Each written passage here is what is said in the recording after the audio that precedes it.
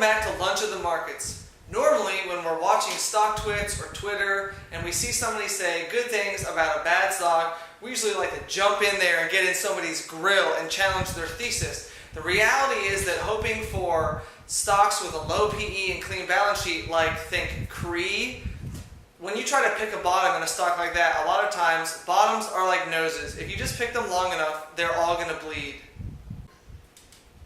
So today we're going off the chain to talk about Garmin. Brad, it's off the charts. It's not off the chain? No. We're going off the charts for the stock. So you're saying it's not about chains? No. And I should really take all this stuff off? Yes. Because we're talking about charts. Exactly. That sounds way more boring than off the chain, baby! So I guess we're going off the charts today to talk about boring old Garmin stock. Anyway, the stock's about 9.8 on a PE basis, which is extremely cheap on a valuation. They have both profit and operating margins north of 20%. The stock has about $6.80 a share in cash, homie. And zero debt on the balance sheet. What up? So with $211 million of free cash flow every year, why not just slap a buy rating on this sucker and call it a day after the Chrysler deal? Well, for starters, the forward PE is over 13. Yeah, normally that's not a bad thing, but when it's 34% higher than your current PE, yeah, it ain't the price that's forecasted to be coming down, it's the earnings. Which actually means that the price will be coming down, which is negative. The PEG is over 3, and normally our rule is you don't pay more than 2 times earnings. And the reality is the 5-year numbers don't look so good, which is why this stock trades above 2 times earnings at better than 3 times earnings. So the reality is that the future looks like decreasing earnings, a high PEG, and a PE that's 34% higher than it is right now. Which, when you look at stocks like, say, Cisco that look cheap only to get cheaper, or Dell, or Hewlett-Packard, or Research in Motion, see the trend here? What we want to do is figure out whether there's just a quarter blip, or whether Garmin is down just because the whole market is down, or if Garmin's down because Garmin's down. All right, so what we're looking at here is a selection from their annual shareholders meeting, right? So this is the 2011 shareholders meeting. We've got 2 graphs up here. The one on the left shows the auto/mobile segment for Garmin. As you can see, in 2008, revenues were $2.5 billion for this segment of business, and as of 2010, the segment has declined to $1.6 billion. So we're talking about a $900 million decline over the past 2 years. And if you take a look at the outdoor/fitness segment, which they are highlighting that it's increasing in revenue, the problem is that it's only up about $100 million or $130 million over the same period that you've seen the automotive and mobile segment decline by $900 million. And so the gains that we're seeing in the other business segments have not been enough to offset revenue being lost from just a shrinking category. Cell phones are really eating into the business line of the GPS makers. TomTom's announcement a couple days ago, they pre-announced much lower revenues, and it's basically their reasoning was that people are using smartphones as their GPS navigation device instead of purchasing a standalone device. So we're going to take a look at the other 2 segments, which are marine, which you actually see is down. It's basically flat from 2008 till 9. 2008 revenues were $204 million. 2010 revenues were $199 million.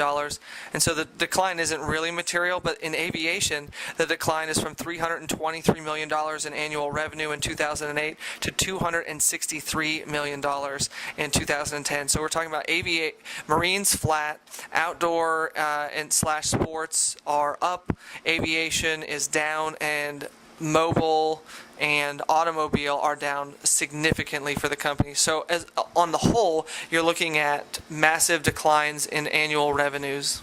So to offset that revenue decline, you can see that research and development R&D, which is the graph on the left, has gone up in 2008 from $206 million to now $277 million annual spending. That's a pretty dramatic increase. It's not quite 50%. It's about a 35% increase in R&D. Advertising is a percentage of revenue, and so as revenue declines, so also does advertising, and SG&A is slightly up over the 3-year period. So this is basically the most disturbing point of the presentation. We're looking at slide 15 of the annual shareholders meeting, which is revenue by segment.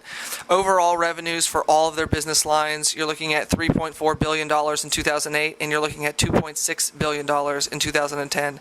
That's a pretty large decline. Operating income went from $862 million in 2008 to $637 million in 2010. And then if you look at the revenue contribution, in 2008 they were getting 73% of their overall revenues from that auto/mobile unit. So dramatically more than half of their revenues are coming from that one line of business, and that's the one that is shrinking the most, where revenues are coming down the fastest.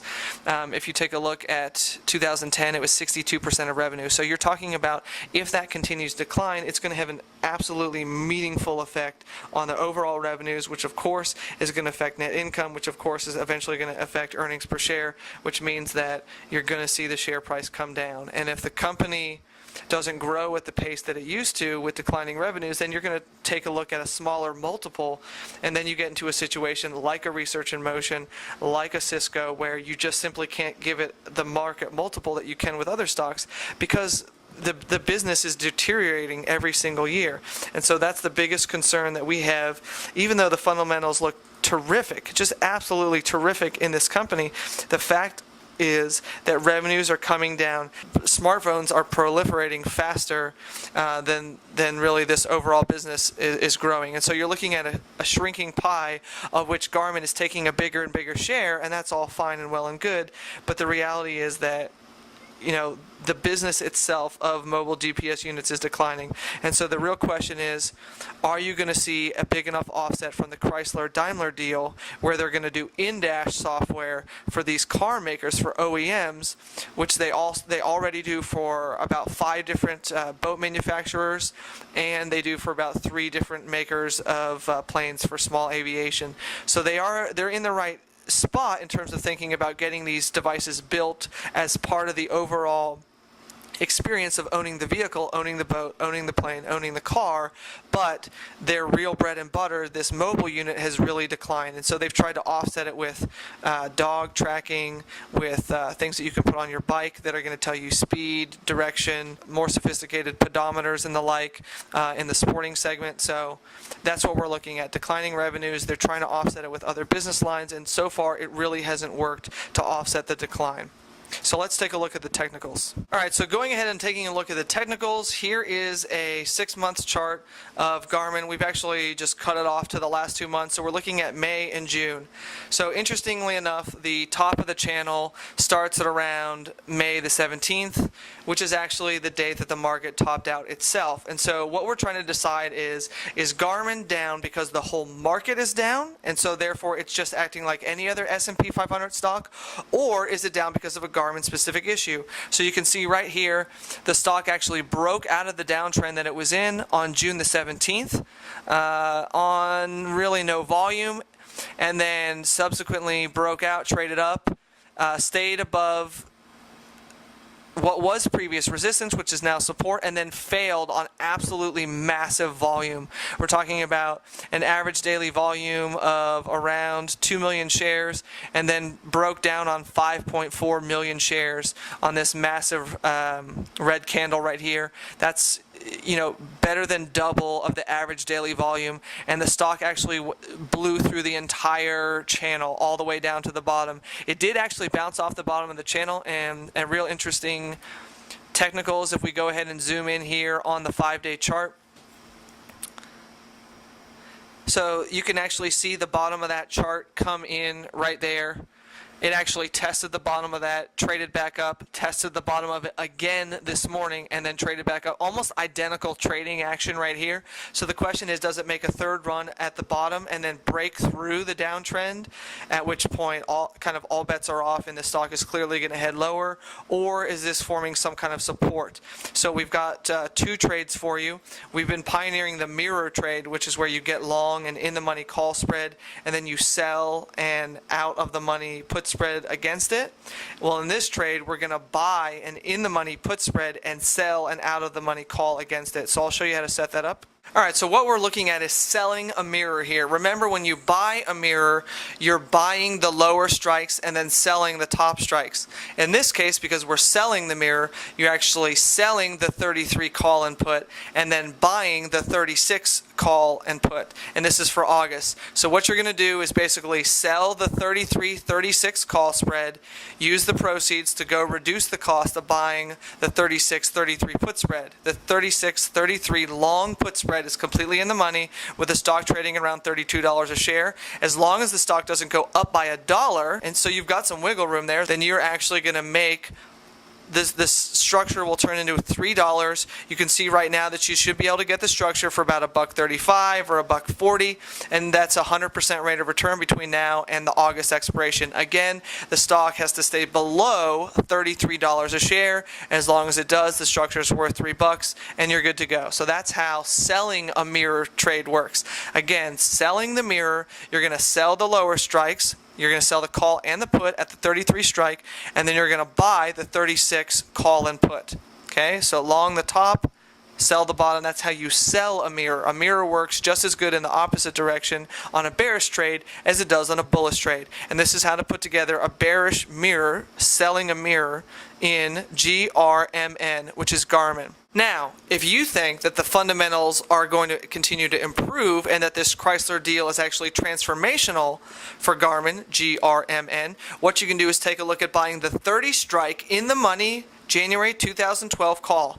So the stock's trading at around 32. You can buy this 30 strike call, which is in the money by about $2, for around $3.50. So you're going to pay $1.50 in time value, and you're going to own the right to control the stock at the 30 strike all the way out to January in 2012. We're going to hear from Garmin on August the 3rd. So if on August the 3rd the quarter comes in better than expected, and we find out that TomTom's issues are just simply TomTom's issues, i.e. think back to Cisco versus Juniper. And at first, when Cisco reported its terrible quarter, Juniper sold off and everyone was just thinking that networking, the whole segment, was bad. And then it came to find out that it was just a Cisco specific issue, and Juniper traded back up. So what you can do, if you want to make that bet, if you want to differentiate and say Garmin's the winner and TomTom is the loser, then you can get a bullish bet for not a tremendous amount of money. It certainly costs a whole lot less to spend $350 on an in-the-money call than it does to spend $3,200 on 100 shares of Garmin and have all that capital at risk. So it's a really, depending on how big your account is, could be a really nice way to play a turnaround if you think that turnaround's coming. If you don't think that turnaround's coming, then take a look at selling our 33-36 mirror trade out at the August expiration. That will actually get you above the top end of the range that we showed you, the top end of that downtrend. We'll take a look real quick just to revisit that. Boom, there's your Garmin channel right there. This is on the 5-day chart, and you can see right there that selling that 33 will get you right there, right at the top of that channel. And so as long as Garmin continues on in that downtrend that it's been in since May the 17th, then the stock will finish below $33 a share, and you can sell the 33-36 mirror. You're going to pay about $1.40 to put this trade on. It's going to be worth $3 at expiration, which is August. We're picking the August expiration, and that's how we are going off the charts to play Garmin, ticker symbol GRMN. So today we went off the charts. Yeah, normally I like to tell you mother son of a charts. Yeah, seriously, that's what I say to the charts. I say you mother stinking right to the charts. I tell it right in their face. But the reality is that the chart and Garmin, GRMN, might actually be telling us something. There's a declining revenue, and as revenues decline, so is the stock price. because eventually you can only cost cut your way so much to the bone. And when you do, they've actually got rising R&D costs, rising SG&A, and the reality is eventually that's going to cut into earnings. And lower earnings means a smaller E. And we all know that a picture that's getting worse, not better, you're going to get a lower M and a lower E, which means eventually the price is going to go down. So take a look at pricing out that 33, 36, selling the mirror, selling the 33, 36 mirror. Thanks again for joining us on Lunch of the Market. Don't forget, so that you can know every time there's a new article or a new video from Lunch of the Market, like us on Facebook, follow us on Twitter. Don't forget to tune in again tomorrow for Lunch of the Market.